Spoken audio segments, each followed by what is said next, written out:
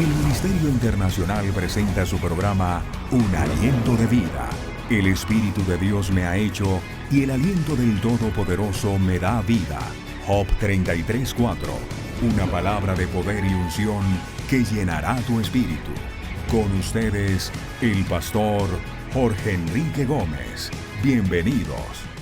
Una vez más estamos para saludarle, para compartirle la palabra de Dios, para que tu vida pueda crecer a la luz de la Biblia. Hemos querido traer este hermoso tema y hemos tomado o hemos querido nosotros basarnos en la humanidad de nuestro Señor Jesucristo, la persona de Jesús de Nazaret. Y hemos hablado acerca de su muerte. ¿Por qué Jesús heredó un nombre? Ya hablamos de la muerte espiritual. Ahora estamos en la muerte física y hoy, Dios mediante, queremos terminar. El nombre de Jesús tiene poder. Hoy llegó a mi perfil un podcast de alguien que decía que el diablo ha engañado a la iglesia diciéndole que Jesús es Dios. Y para ellos es un grave error. Yo veía esas mentes hinchadas de tanto conocimiento, de tanta letra, porque déjeme decirle que la letra mata. Tener tanto conocimiento y no tener la revelación nos hace caer en una herejía. Y ese es el peligro en que muchas personas, siendo de sana doctrina, confundiendo la verdad bíblica, han caído en presa del diablo. Y ellos son usados por Satanás para ser instrumentos de engaño. Pero si tú tienes una base sólida, una base concreta, te han formado bíblicamente, cristocéntricamente y teológicamente, no te dejas desviar. No podemos negar que la persona de Jesús de Nazaret es 100% Dios, 100% humano. Porque si no hubiera sido así, pues ¿qué hago yo predicándole? ¿Cómo podemos reconciliarnos con Dios si debía ser el mismo Dios encarnado en el Hijo, encarnado en una persona que pudiera ocupar tu lugar y el mío? Así que vamos a estudiar. Todo esto queremos que tú lo tengas para que puedas predicar, anunciar, hablarle a otros acerca de Jesús de Nazaret. Dice la Biblia en Lucas, capítulo 23, versículo 46. Entonces Jesús, clamando a gran voz, dijo: Padre, en tus manos encomiendo mi espíritu. Y habiendo dicho esto, expiró. Hablábamos en la introducción que es importante comprender la muerte física de nuestro Señor Jesucristo. Solo por su muerte, es algo que la teología no ha podido compensar, como Dios, siendo eterno, muere. Y es algo que no te puedo explicar.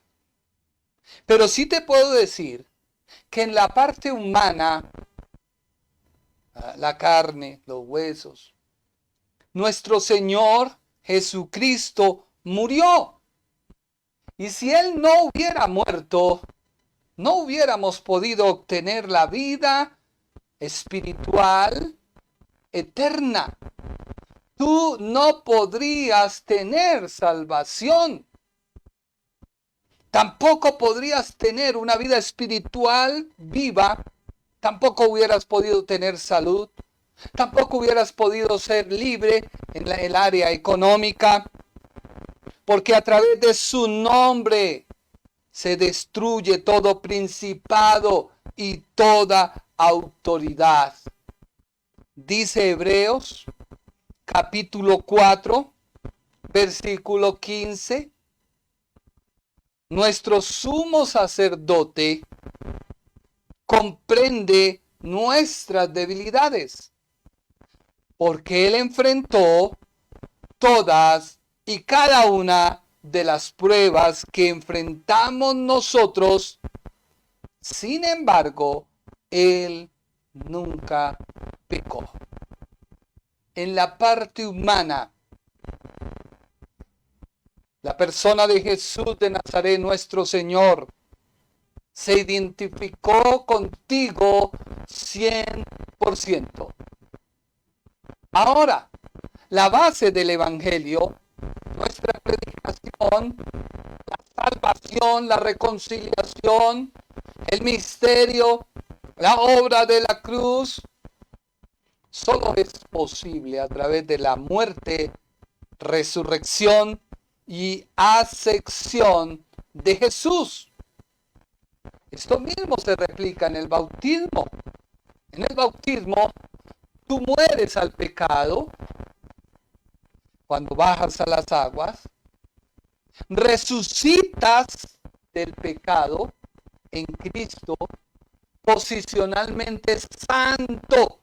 Esa posición, ese posicionamiento quiere decir que Dios Padre te ve a ti santo a través de Cristo. Entonces en el bautismo muere la persona al pecado, resucita una vida nueva y vive posicionalmente, porque un día también ascenderemos con Jesús al cielo. Y esa es la base del Evangelio. Solo en la vida, en tu vida como humano, tú puedes aceptar o rechazar a la persona de Jesús. Solamente en vida.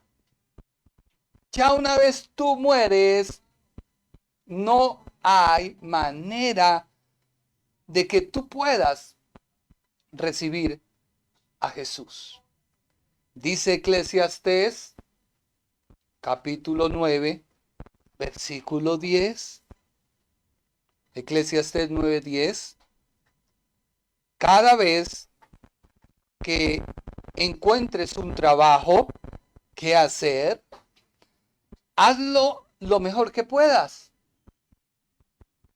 En el sepulcro no hay trabajo, ni hay pensamiento, ni conocimiento, ni sabiduría, y para allá vamos todos. Este versículo es diciente y consciente. Está diciendo que en vida es que tú tienes pensamiento, conocimiento, sabiduría. Muerto, discúlpame, ya no hay nada que hacer. Así que nuestro Señor Jesucristo, al estar dando su último suspiro, su grito, y ya vamos a ver qué grito fue, grito de victoria. Y al dar su último suspiro, Él pronunció el Salmo 31:5, un salmo muy familiar para el pueblo judío, ya que ellos lo usan para sus situaciones difíciles o cuando algo se sale fuera de control. Ellos recitan el Salmo 31:5. En tus manos encomiendo mi espíritu. Los judíos muestran total confianza en Dios en medio de cualquier circunstancia. Y este salmo, el Salmo 31:5, describe los sufrimientos de Cristo en la cruz. puesto que su muerte fue de la manera más deshonrosa, fue de la manera más vil, fue objeto de burlas, de azotes, de traiciones, de conspiraciones, y su exhibición como un trofeo por parte de la oscuridad no era de esperarse. Pero allí fue donde la Biblia dice que él al morir venció y derrotó sobre el madero todo principado y toda potestad. Dice la Biblia en Colosenses capítulo 2 versículo 15, y despojando a los principados y a las potestades, los exhibió públicamente, triunfando sobre ellos en la cruz. Aleluya. Dice Juan, capítulo 19, versículo 28, parte A.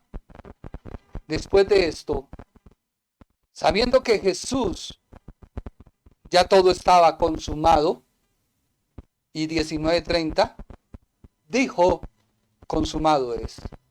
Y habiendo inclinado la cabeza, entregó el espíritu. Los 4 evangelios, que eran las 4 columnas del tabernáculo para cuando la gente entraba a través de 4 columnas, que estas columnas quedaban hacia el oriente, en plena luz del día entraba, el que entraba al tabernáculo sabía qué iba a hacer, se le permitía estar en el atrio para ofrecer allí el holocausto por su pecado. Así que los 4 evangelios registran la muerte física del Señor. Hay 3 evangelios que son Mateo, Marcos y Lucas, que los conocemos como los evangelios sinópticos. Ellos narran los hechos y los narran de la siguiente manera. Mateo 27:50. Estamos hablando de la muerte física de nuestro Señor Jesucristo. Mas Jesús, habiendo otra vez clamado, el segundo clamor, a gran voz entregó el Espíritu. Mire que dice el evangelista de Mateo, clamó otra vez. Y una vez clamó a gran voz, pero él no dice que clamó, entregó el Espíritu. El evangelista de Lucas capítulo 15, versículo 35 dice, mas dando una gran voz, expiró. Y, no, este es Marcos, ahí me equivoqué, es Marcos. Marcos 15, 37. Mas Jesús dando una gran voz, corrijámoslo de una vez, hijo ahí, expiró. Eso es Marcos, no Lucas. Bueno, vamos, sigamos. Marcos. Luego vemos nosotros a Lucas, el último evangelista o evangelio sinóptico. Lucas 23, 45. Entonces Jesús, clamando a gran voz, dijo, Padre, en tus manos encomiendo mi espíritu. Y habiendo dicho eso, expiró. Cuando tú vas a hacer un sermón, debes, y tomas los evangelios, debes tomar los 4 evangelios, 3 sinópticos, el evangelio de Juan, y examinar y profundizar qué dice cada evangelio. Recordemos que los primeros 4 evangelios del Nuevo Testamento, Mateo, Marcos, Lucas, Juan, nos hablan de la persona de Jesús. Ellos te enseñan quién es Jesús, cuál fue su obra. Y ellos están diciendo que él físicamente murió. Mateo no nos da mayor información, solamente dice que otra vez clamó. El evangelista Marcos dice, dando una gran voz, expiró. Pero ya Lucas al recopilar, encuentra que Jesús clamó a gran voz y nuevamente se dirige no a Dios como su Dios, sino vuelve nuevamente y le dice: Padre, Padre, en tus manos encomiendo mi espíritu. Y habiendo dicho esto, expiró. Ahora, hay una evidencia del evangelista Juan que él nos da mayor información y nos aclara cuál fue ese grito, porque los evangelios nos dicen, los sinópticos, que el Señor Jesús gritó a gran voz, pero el evangelista Juan nos dice que este grito no fue un grito de derrota, no fue un grito de, como dijéramos, de exclamación, no fue un grito de desahogarse, no. Juan 19:31. ¿Qué dice Juan 19:31? Cuando Jesús hubo tomado el vinagre, dijo: consumado es. Y habiendo inclinado la cabeza, entregó su espíritu. Así que ya tenemos el panorama. Los 4 evangelios concuerdan que el Señor volvió a llamar a su Padre, Padre. Y gritó a gran voz, y el testimonio ocular, vivencial de Juan nos revela que el grito que el Señor dio en la cruz del Calvario fue un grito de victoria. Y es ahí donde tú tienes que apegarte a ese grito, porque ese grito de Jesús, de nuestro Señor, es el grito que dice: consumado es. ¿Por qué decimos que Juan es importante y su testimonio? Juan 21:24. Juan 21:24. Este es el discípulo que da testimonio de estas cosas y escribió estas cosas, y sabemos que su testimonio es verdadero. Y Juan 19:35, cuando se está relatando la muerte de nuestro Señor en el área física, Juan 19:35, él escribe y dice: y el que lo vio da testimonio. O sea, ¿quién estuvo ahí? Juan. Y su testimonio es verdadero. Y él sabe que dice verdad, para que vosotros también creáis. Tú tienes que creer al testimonio que hoy te da el Espíritu Santo.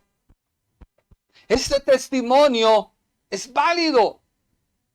El discípulo más cercano, el discípulo amado, pero también nos debe dejar una enseñanza. ¿Tú conoces a Jesús? Él llegó a tu vida y te cambió. ¿Eres una diferencia ante el mundo, ante tu familia, ante la sociedad? ¿Tu testimonio deja ver quién es Jesús? ¿Tú lo conoces? ¿Él ha cambiado tu vida? Los 3 evangelios concuerdan que el Señor exclamó y hubo un grito de victoria. Hubo un grito de victoria sobre todos sus enemigos, los religiosos, aquellos judíos, porque la religión tiene como característica sembrar terror y temblor y todo lo que tú quieras. No hagas esto porque te vas al infierno, no te pongas esto porque no se deje. No, él sobre ellos triunfó. Sobre los romanos, quienes dieron muerte, los soldados, y sobre todas las huestes de maldad Recuerda que todos los demonios se dieron cita a esa hora, en ese tiempo, en ese lugar, para ver cómo moría el Hijo de Dios. Cómo la esperanza que tenía el Padre, según ellos, moría. Pero se llevaron una gran sorpresa, porque aquel que estaba muriendo en el madero, que se hizo pecado, les iba a exhibir y a derrotar públicamente.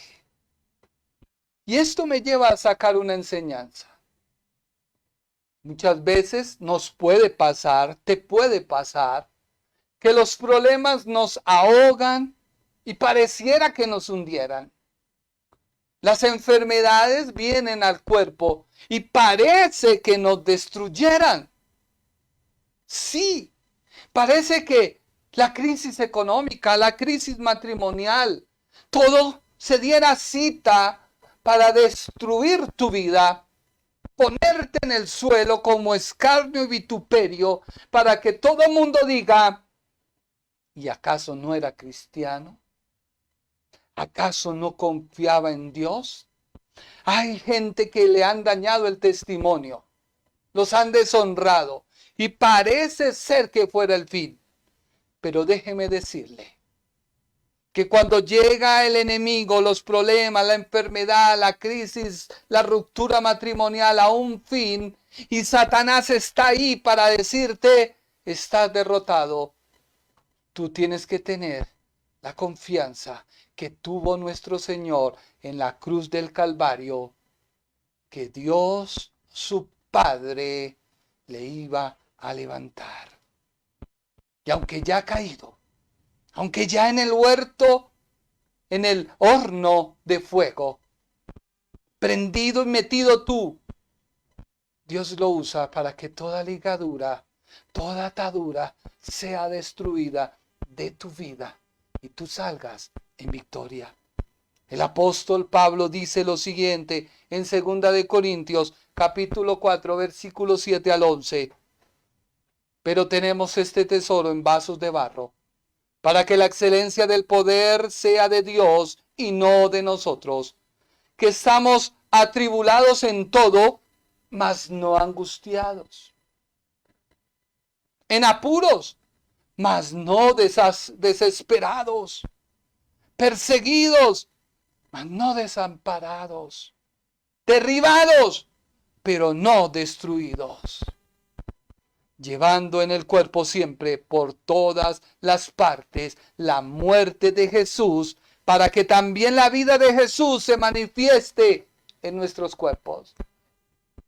Y es que Satanás no sabía, déjeme decirle, él no sabía que al morir Jesús físicamente, él sería derrotado.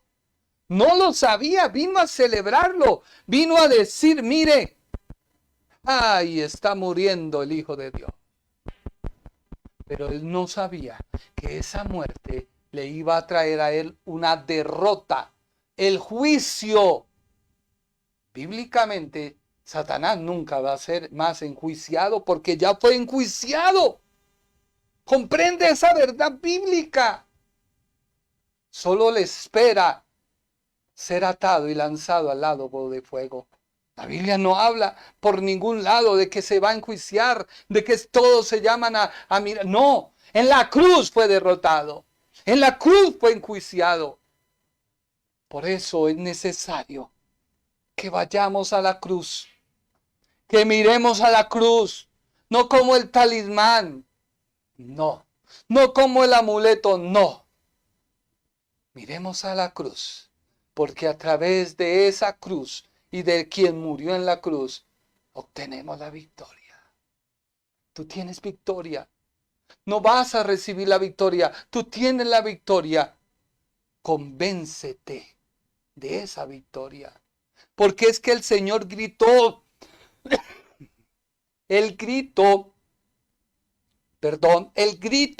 de victoria que nos dice el apóstol amado, el apóstol Juan, es que se puso punto final con la muerte de Cristo al sacrificio de animales, al sacrificio que ordenaba la demanda de la muerte del pecador por su pecado. Ya no hay quien te enjuicie si estás en Cristo. No logro entender por qué muchos cristianos aún guardan en su mente que les falta hacer muchas cosas para que Dios los perdone. No sé por qué en la mente de muchos cristianos está el concepto que hay que hacer cosas para poder alcanzar. Hay que hacer cosas para poder, si Dios te ama, está muriendo en la cruz, está dando su vida por ti, pero también está diciendo, consumado es. Mira lo que dice Colosenses, capítulo 2, versículo 14 y 15. Colosenses 2, 14 y 15. Anulando el acta de los decretos que había contra nosotros, que nos era contraria, quitándola de en medio y clavándola en la cruz, y despojando a los principados y a las potestades, los exhibió públicamente, triunfando sobre ellos en la cruz. ¿Dónde los despojó y los exhibió? En la cruz.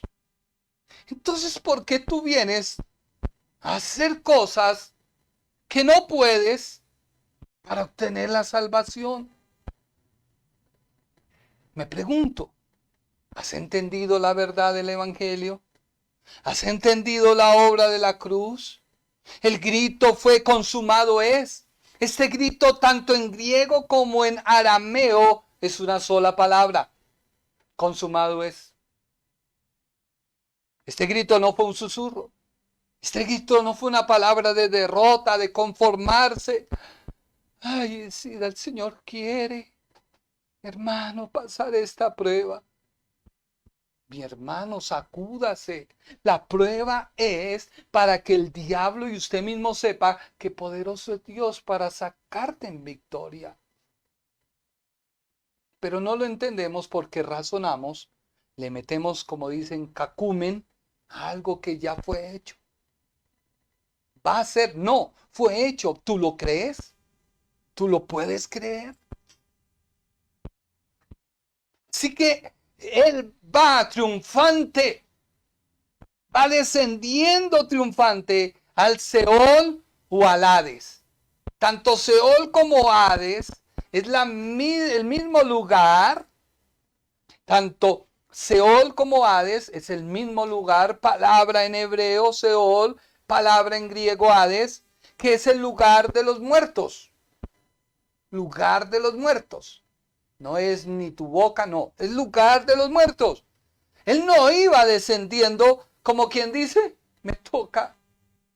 Ay, ahora ¿quién podrá librarme? No, él iba en victoria. Él iba consciente de que tenía que ir y quitarle las llaves a quien tenía la autoridad sobre la muerte. Sobre la muerte. Todos los patriarcas, todos los justos en el Antiguo Testamento iban al lugar de los muertos. El lugar de los muertos, el Seol o el Hades, estaba dividido en tres partes. Había una parte donde iban los justos, había un abismo, un estrecho, y había un lugar de tormento, donde iban los que morían sin Cristo. El Seol o el Hades también reciben como sepultura, como tumba, etc. Pero el Señor no iba en vergüenza, ya que el acto de ofrecerse como el Cordero ya había sido efectuado y las demandas cumplidas. Ya no había nada más que hacer. Por ello, nadie puede agregarle. No, que es que tú tienes que hacer esto, que tú pierdes la salvación, que no la pierdes, mi hermano. ¿Eres salvo o no eres salvo? Si tienes una vida salva, conoces a Dios. Y tu posición, tu santidad posicional está en Cristo. Ahora tienes que luchar todos los días por tu posición, por una santidad, la cual tienes que tú ir cada día creciendo. Dios hizo los árboles, ¿sí o no? Pero Él no hizo las mesas, no hizo las puertas. No, Él no fue y cortó los árboles. ¿A quién le toca cortar los árboles que Dios hizo para hacer mesas y puertas? A ti. Y eso no quiere decir que tú vas a hacer algo por la salvación, porque Él ya lo hizo. Ahora tienes que comprender que Él hizo lo posible en ti. Ahora tú tienes que andar en esa vida y tienes que desechar, tienes que dejar. Si hay algo en ti que te está impidiendo, tienes que dejarlo. Si el Señor dejó su trono de gloria por amor, ¿cómo tú no vas a poder reconciliarte con tu esposa, tu esposo? Y es que si usted viera, me ha hecho unas, peor le hicimos al Señor. Sin embargo, Él te perdonó. Consumado es. Es que el sumo sacerdote termina la expiación por el pecado y declara la derrota sobre su enemigo. Consumado es que los sufrimientos y agonías en la redención del hombre han terminado. Consumado es que la obra larga, completada, largamente prometida, largamente esperada por los profetas y los santos, está hecha. Por eso la Biblia dice, y fue y predicó.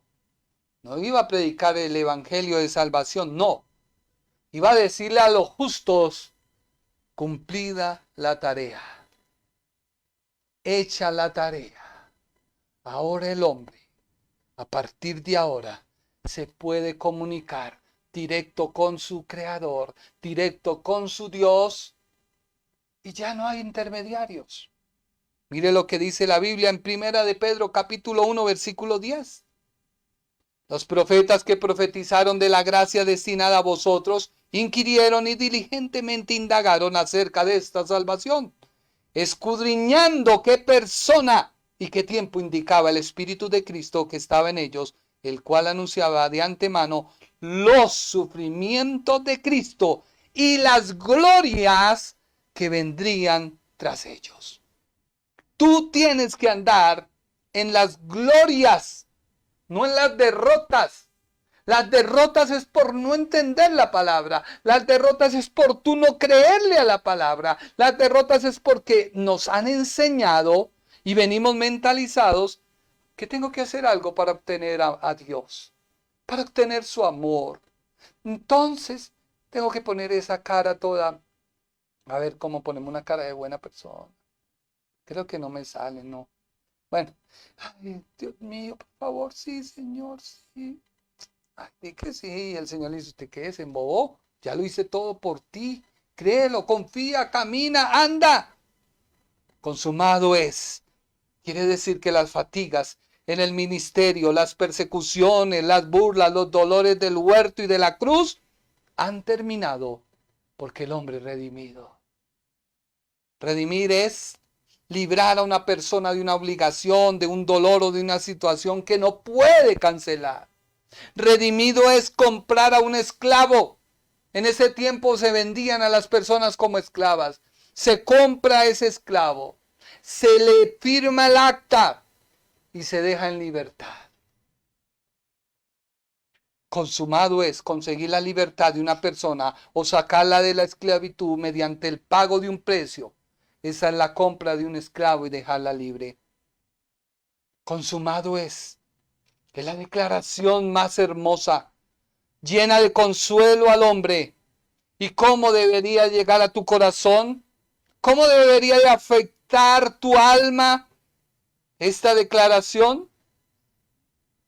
Me falta, hermano. Yo sé que me falta. Bueno, ¿y qué espera? Que no se administra usted mismo y crece en la fe. ¿Qué le falta? No, hermano, es que todavía me falta experiencia, caminar en el Señor. Siga así.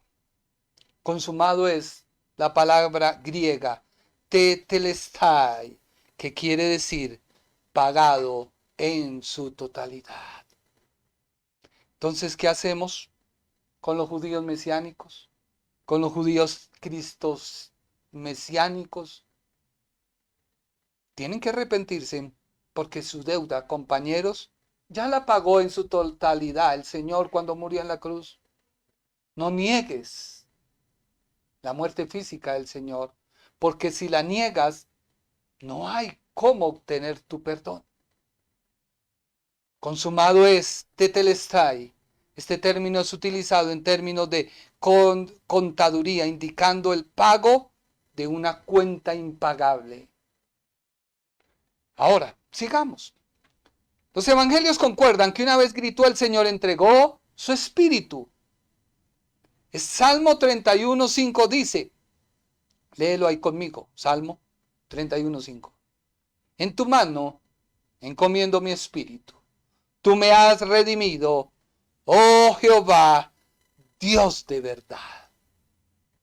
Esto lo escribió el salmista.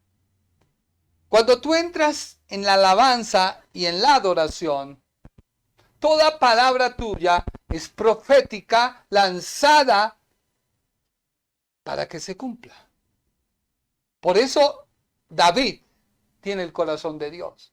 Porque cuando entraba en la alabanza y en la adoración, cada palabra de él salía para cumplirse en la humanidad de Cristo. Ahora tu alabanza y tu adoración no pueden ser dirigidas, sino van en el cumplimiento de la obra de Cristo en la cruz. De tal manera que los demás van a ver a través de tu adoración y tu alabanza, que es tu vida, la obra de Cristo en la cruz. Eclesiastés 12:7. Se debía cumplir lo escritural. Eclesiastés 12:7 dice, cuando llegue ese día, vos verás hacer polvo, porque polvo fuiste, y el espíritu volverá a Dios, pues él fue quien lo dio. Aclaro, el espíritu volverá a Dios. Por eso él gritó, Padre, en tus manos encomiendo mi espíritu. Ahora, polvo eres y polvo te convertirás, no se cumplió en la humanidad de Cristo. Y ya lo vamos a ver más adelante. ¿Por qué? Porque el Señor, su cuerpo no vio corrupción. Su cuerpo fue transformado, glorificado, y hoy está en el cielo, sentado con un cuerpo como el de nosotros, pero glorificado. Consumado es. Terminó la obra de expiación, hizo posible el camino de la salvación, quitó la maldición de las personas culpables y abrió el reino de los cielos a todos los verdaderos creyentes. Hechos capítulo 2, versículo 24. Leámoslo de la Biblia Bower Cantera 1957. Al cual Dios resucitó, sueltas las dolorosas prisiones de la muerte. Ojo, dolorosas prisiones de la muerte, por cuanto no era posible que él se quedase bajo el dominio de ella. O sea que sí hubo una muerte física, fue sujetado por las dolorosas prisiones de la muerte, recuerda, muerte espiritual, alejamiento de Dios, Dios le da la espalda por un momento, Ya no le dice Padre, sino Dios mío, ¿por qué me has abandonado? Eli Sabatani. Pero volvemos una vez más que se cumple el sacrificio, la ofrenda, la expiación, y sale el sumo sacerdote a presentar esa ofrenda a Dios. ¿Por qué debería morir Jesús en su parte humana? Porque así estaba profetizado. Isaías 53:9, que dice: y se dispuso con los impíos su sepultura, mas con los ricos fue en su muerte, aunque nunca hizo maldad, ni hubo engaño en su boca. ¿Y qué dice Filipenses 2:7? Sino que se despojó a sí mismo, tomando forma de siervo, hecho semejante a los hombres. Así que quien estaba muriendo en la cruz era la persona de Jesús de Nazaret, de carne y huesos. 100% Dios, 100% hombre. Y estoy enfatizando en la parte humana, así que si tú quieres tomar alguna parte mía, editarla, ten cuidado, porque no estoy negando la deidad en la persona de Jesús. Me estoy refiriendo en este punto, en este tema, a la parte humana como el Cordero de Dios, como la ofrenda por el pecado. Me estoy basando como el que debía morir para destruir a través de la muerte a quien tenía el poder de la muerte. Recuerda, un espíritu no muere. Ay, pero la Biblia dice que sí. Recuerde que la muerte espiritual es un alejamiento, una ausencia, un apartamiento de Dios. Y si te vas así, pues te vas al infierno. Un espíritu no muere. Y no muere como muere un cuerpo. Eso tienes que tenerlo claro. ¿Por qué? Porque el espíritu está vivo para con su creador. O está muerto, alejado, ausente para con su creador. La muerte espiritual es la ausencia de Dios. Quiere decir que para Dios esa persona está muerta, está alejada de Él, por lo cual se llama a esto separación, ausencia, alejamiento o muerte. Pero la muerte física sí es la separación del espíritu con el alma del cuerpo. Lucas 23:46. Entonces Jesús, clamando a gran voz, dijo: Padre, en tus manos encomiendo mi espíritu. Y habiendo dicho esto, expiró. Y esto tiene que ver con Hebreos 9:27. Y de la manera que está establecido para los hombres que mueran una sola vez, y después de esto, el juicio. Una sola vez.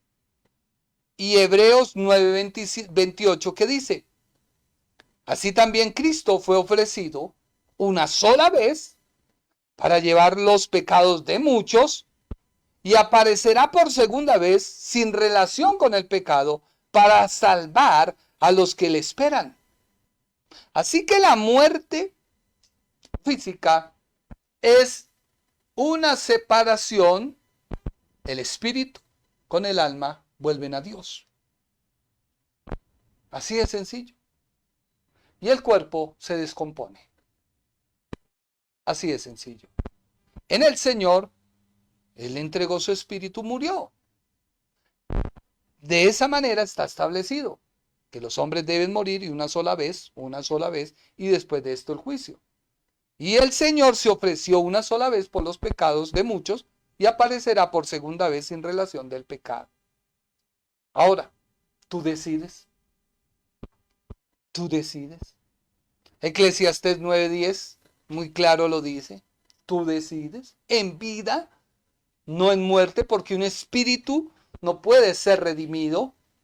Ojo, un espíritu no puede ser redimido O si no, los demonios y los ángeles caídos tendrían perdón, pero ya ellos no lo pueden, porque es en vida que tú obtienes perdón, no muerto, no hay oración. Esto tú le puedes leer a alguien que diga, ay no, es que yo sé que cuando me muera, pagan las misas, ¿cómo es que se me olvidó? Bueno, pagan las misas para que me saquen a mí del purgatorio y me pasen al cielo. No, yo tengo fe. Como alguien dijo, no, es que el man, yo tengo, no, un momento. Eclesiastés 9:10 dice, todo lo que te venga a mano para hacer, hazlo según tus fuerzas. Todo lo que te venga a la mano para hacer, hazlo según tus fuerzas. Porque en el Seol, a donde vas, no hay obra, ni trabajo, ni ciencia, ni sabiduría. Ahora Ezequiel 18:32.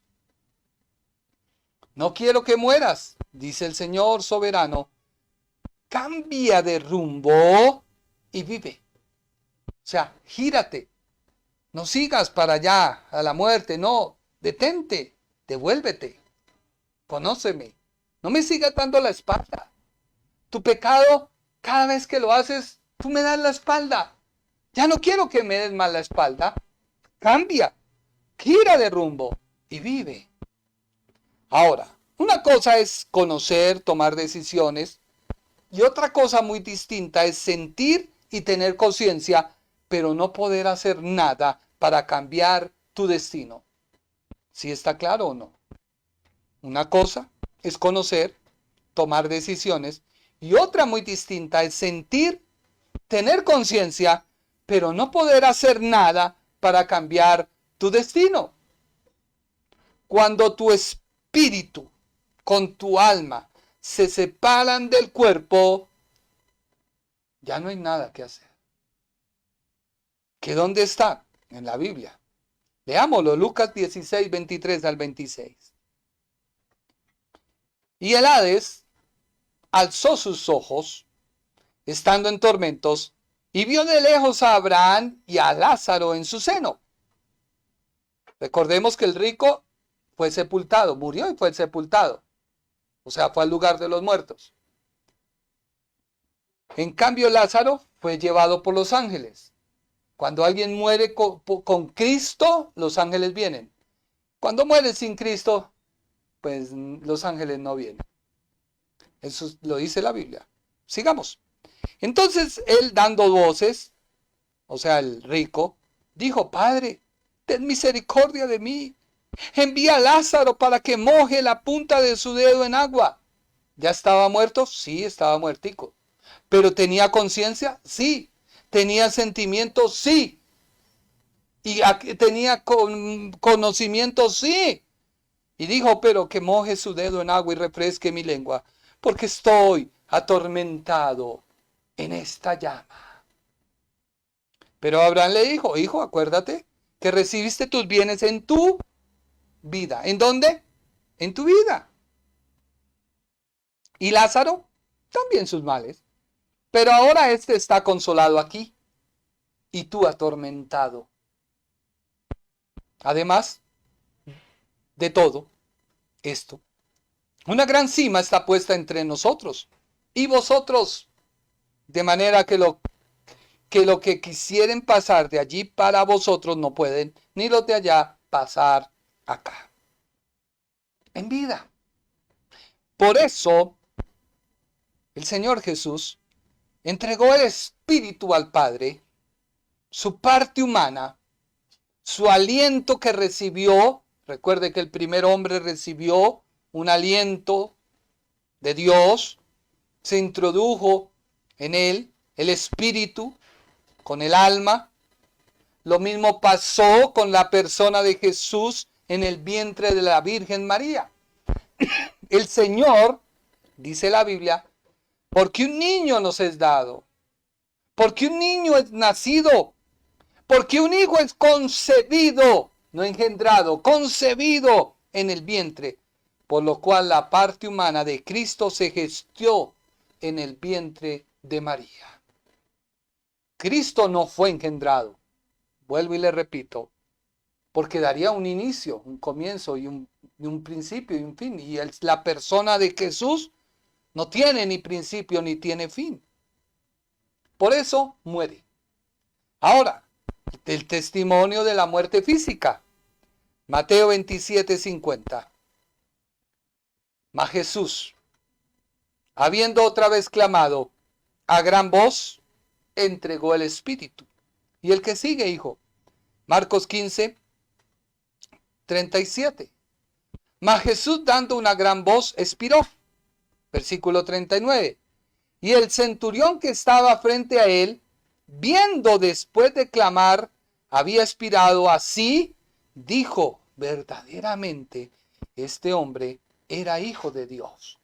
Un testigo presencial que estaba viendo lo ocurrido dijo: verdaderamente este hombre era el hijo de Dios. Estaba concluyendo que había muerto. Lucas 23:46. Entonces Jesús, clamando a gran voz, dijo: Padre, en tus manos encomiendo mi espíritu. Y habiendo dicho esto, expiró. Y el que sigue, hijo. Juan 19:30. Cuando Jesús hubo tomado el vinagre,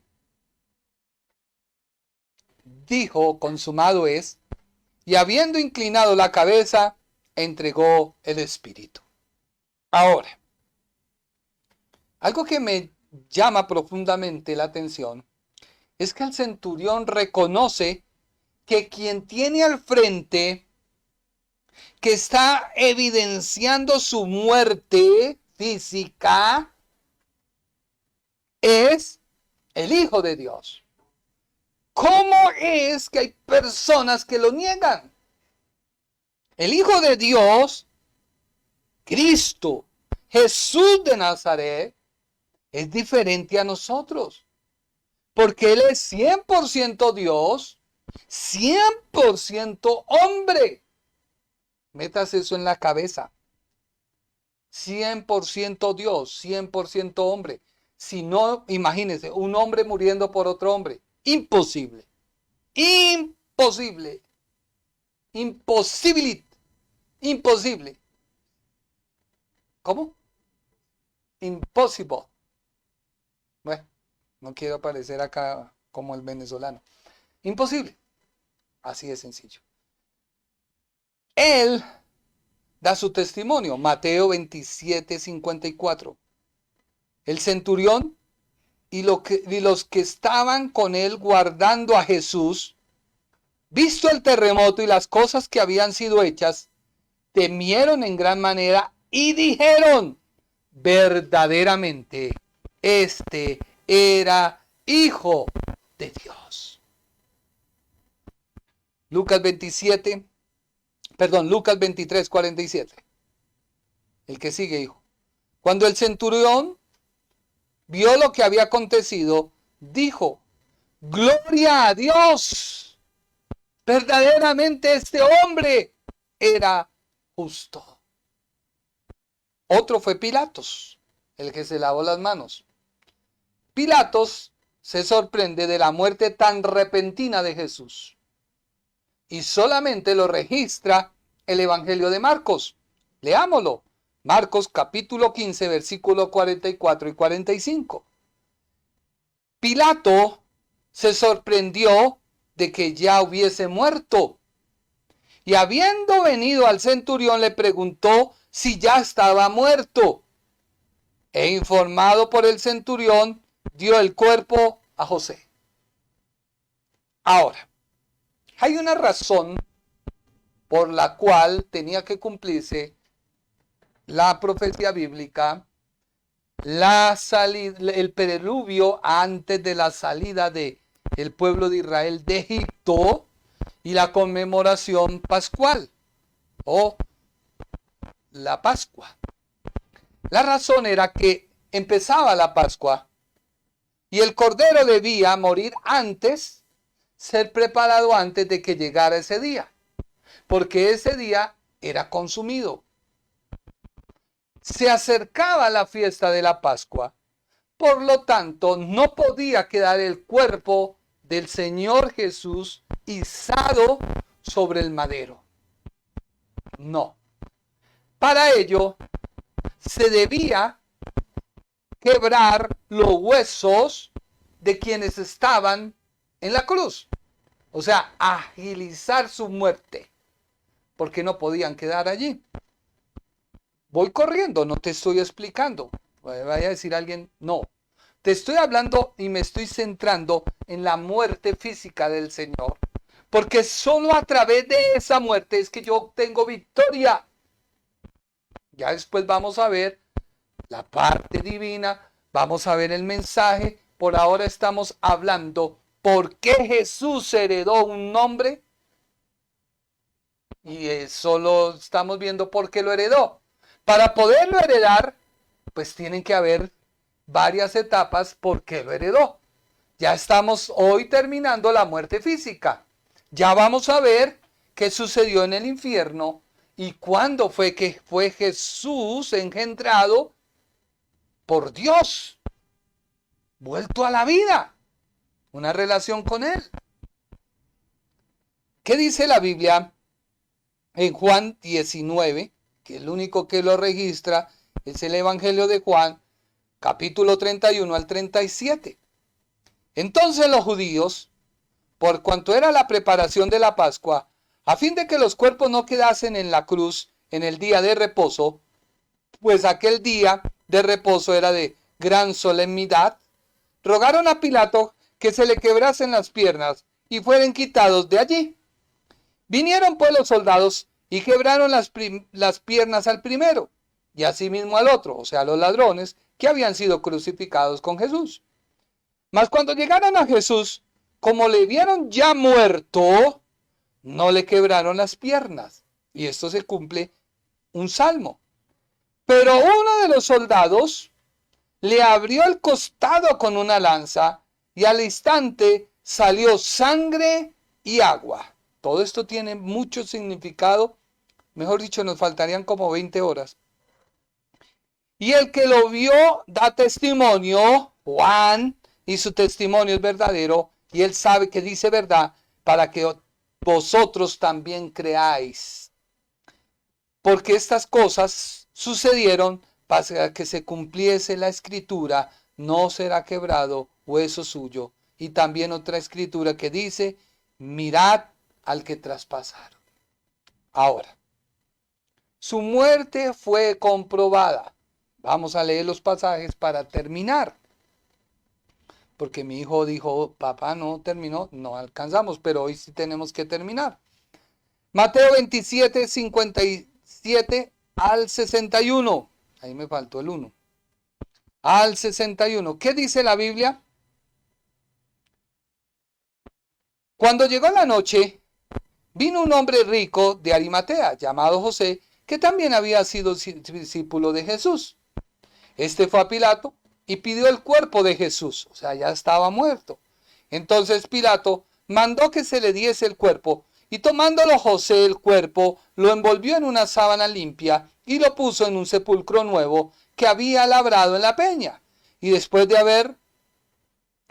hacer rodar una gran piedra a la entrada del sepulcro se fue.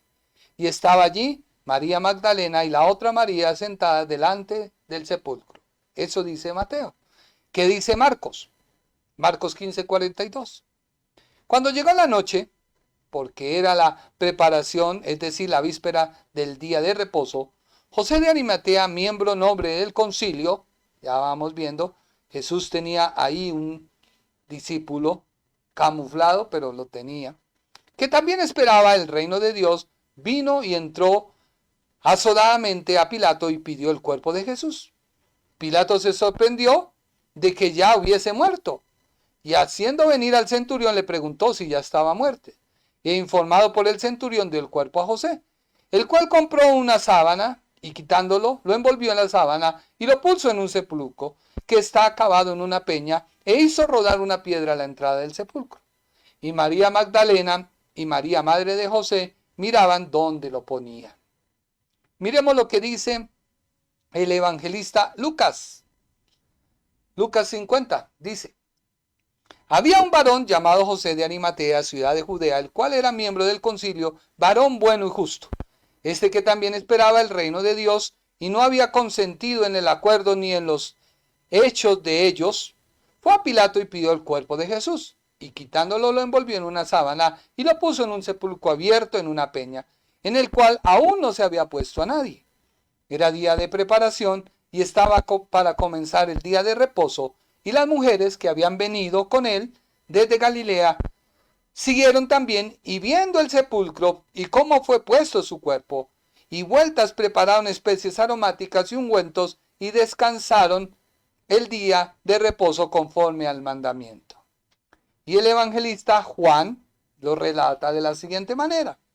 Después de todo esto, José de Arimatea, que era discípulo de Jesús, pero secretamente, por miedo de los judíos, o sea, este era un agente Bond o 007 o cómo son los otros agentes, bueno, etcétera, un agente ahí.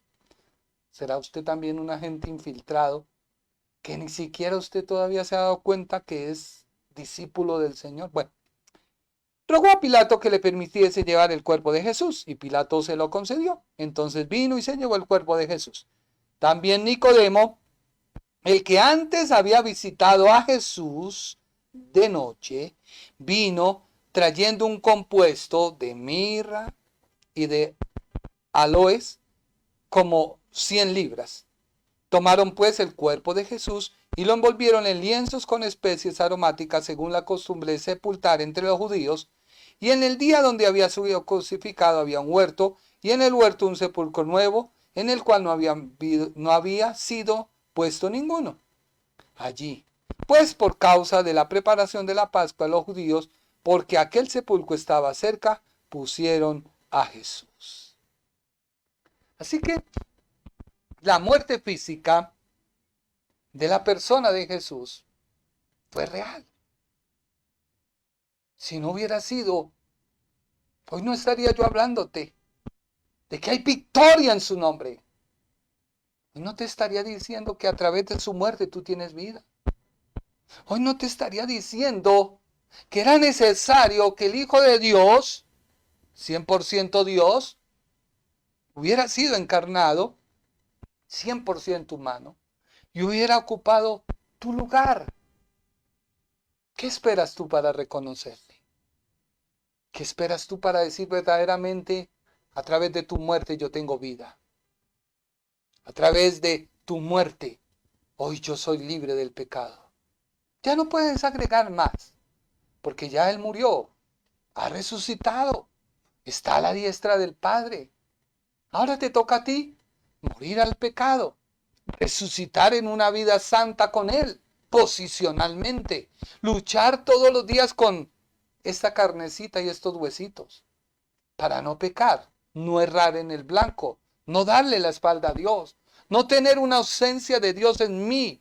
Por eso cuando tú pecas, vas a orar, ya hay una ausencia, hay un distanciamiento. Pero hay algo bueno. Vence eso. Ven a Jesús. No te vayas. No digas, ya no tengo nada que hacer. No, hay mucho que hacer. Hay esperanza mientras viva. Hay esperanza mientras viva. Vuélvete en amistad con el Señor y tendrás paz. Y por ello te vendrá bien. Pero hazlo. Vuelve y cierra esas puertas que se han abierto por las cuales has caído. Pídele perdón a Dios. Ten cuidado con lo que hagas. Si el Señor no escatimó su propia vida por perdonar los pecados de toda una humanidad, ¿por qué tú no puedes en el amor del Señor tratar de arreglar los problemas? Sea en tu empresa, en tu matrimonio. Es tan fácil decirle a la gente, me divorcié, no me la aguanto, separémonos. ¿Por qué no pedirle perdón a Dios? Reconciliarnos con el Señor y valorar su muerte. Tener y decir, Señor, eso es muy pequeño para todo lo grande que tú hiciste por mí. recapacita y pídele perdón a Dios. No te justifiques, ten cuidado. Tu propia justificación de lo que tú consideras que está bien, pero está mal. O está mal, pero tú consideras que está bien. Te pueden llevar al infierno. Y eso fue lo que heredamos de haber pecado contra Dios. El primer Adán, que introdujo ese chip en el hombre. Que el hombre se justifica y cree que todo lo que hace está bien y que Dios entiende y que Dios comprende y que el Señor... No. Ten cuidado. No podemos hacer males para que nos vengan bienes en ninguna manera. ¿Por qué heredó un nombre? Ahora sí, entramos en materia, si Dios lo permite, el jueves. Muchas gracias por su tiempo. Espero que esta predicación sea de bendición a tu vida. Compártela. Llévala a otros.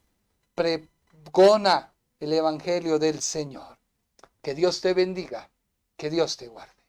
El Ministerio Internacional presentó su programa Un Aliento de Vida. Venid a mí los que estáis trabajados y cargados, y yo os haré descansar. Mateo 11:28. Un aliento de vida. Una palabra de poder y unción que llenará tu espíritu.